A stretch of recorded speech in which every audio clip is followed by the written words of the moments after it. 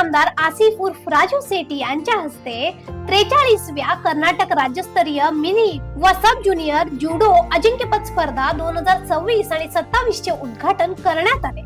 कर्नाटक जुडो association Bengaluru यांच्या वतीने आणि बेळगाव जिल्हा जुडो संस्थेच्या सहकार्याने या स्पर्धेचे आयोजन करण्यात आले आहे. या स्पर्धेत कर्नाटकातील विविध भागातून आलेल्या युवा जुडोपटूंनी सहभाग घेतला.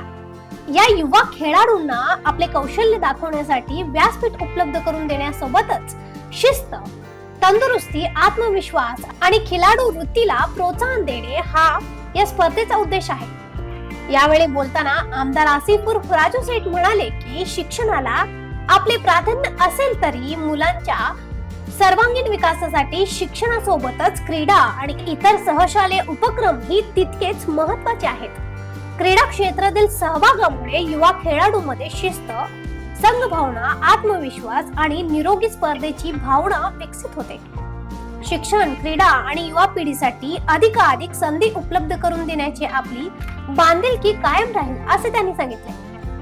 आमदार सेठ यांनी स्पर्धेत सहभागी झालेल्या सर्व खेळाडूंना आपले सर्वोत्तम कामगिरी करण्याचे, शिस्त कायम राखण्याचे आणि आपल्या क्रीडा प्रवासात उत्कृष्टतेचा ध्यास घेण्याचे आवाहन केले. बेळगाव येथील युवा एम्पॉवरमेंट अँड स्पोर्ट्स हॉल मध्ये या स्पर्धेचे उद्घाटन करण्यात आले.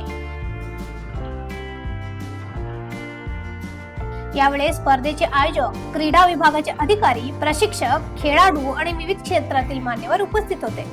अशा आणखीन अपडेटसाठी फॉलो करा व्हॉइस ऑफ विनोग्रामला.